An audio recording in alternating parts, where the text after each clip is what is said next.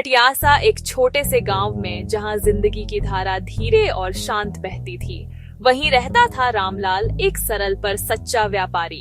उसकी दुकान छोटी सी थी, पर उसका नाम दूर दूर तक मशहूर था। लोग कहते, रामलाल की तराजू का कांटा कभी डगमगाता नहीं और उसकी जुबान से निकला हर शब्द पत्थर की लकीर होता।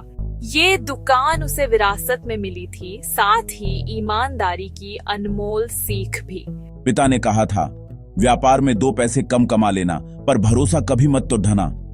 हर सुबह वो प्रार्थना करता और सच्चाई से दिन भर मेहनत करता।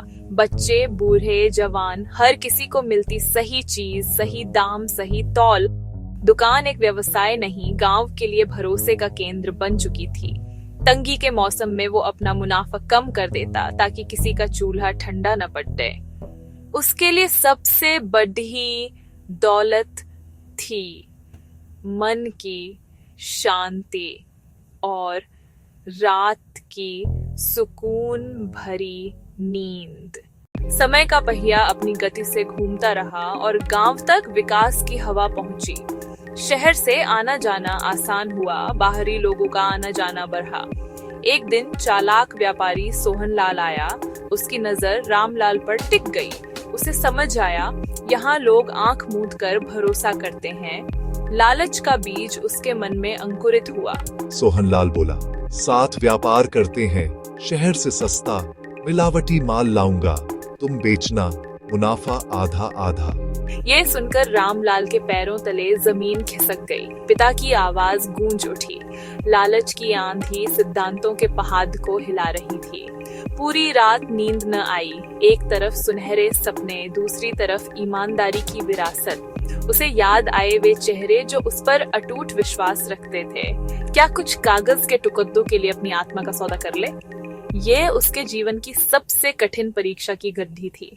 अगले दिन सूरज के साथ ही रामलाल के मन का अंधेरा भी छूट गया।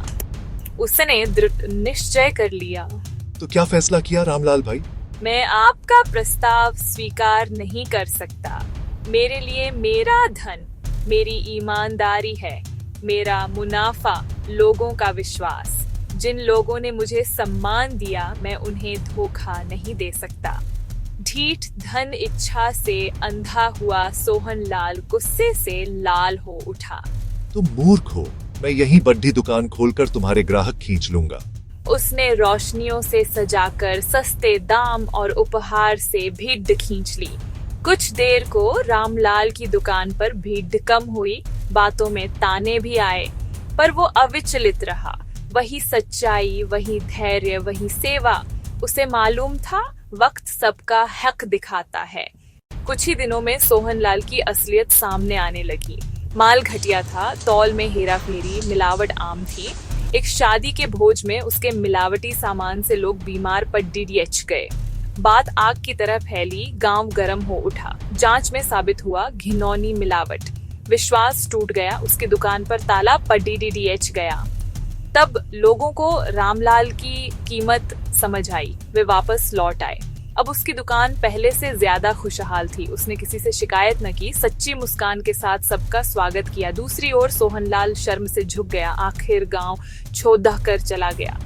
अब शहर के व्यापारी भी उसके पास उचित दाम पर सामान देने लगे। छोटी दुकान बड़ा प्रतिष्ठान बनी, पर नींव वहीं रही, सच्चाई, विश्वास, ईमानदारी। रामलाल की कहानी सिर्फ एक व्यापारी की सफलता नहीं, एक गहरी नैतिक शिक्षा है। ये सिखाती है, सच्चाई का रास्ता कठिन हो सकता है, पर जीत हमेशा सत्य की होती है। रामलाल ने धन पर सिद्धांतों को, क्षण भंगुर लाभ पर स्थायी विश्वास को चुना। ये जीत समाज के उन मूल्यों की जीत थी जो हमें बेहतर बनाते हैं। सफलता का कोई छोटा रास्ता नहीं, चोर रास्ता हमेशा बर्बादी लाती है। सही रास्ता धीमा हो सकता है, पर अंत में धन, सम्मान, प्रेम और आत्मसंतोष देता है। आने वाली पीढ़ियां उससे प्रेरणा लेती हैं। विश्वास सबसे कीमती धरोहर है। उसकी दुकान एक तीर्थ सी बन गई, जहां सामान के साथ नैतिकता का पाठ मिलता है। जीवन के हर क्षेत्र में व्यापार, नौकरी, संबंध, निष्ठा वाला व्यक्ति अंत में जीतता है। धन आता जाता रहता है, चरित्र और सम्मान सदा के लिए साथ रहते हैं। रामलाल की तरह हमें सिद्धांतों पर अडिग रहना चाहिए। यही सफलता का सच्चा शाश्वत मंत्र है और यही हमें न सिर्फ सफल बल्कि अच्छा इंसान भी बनाता है।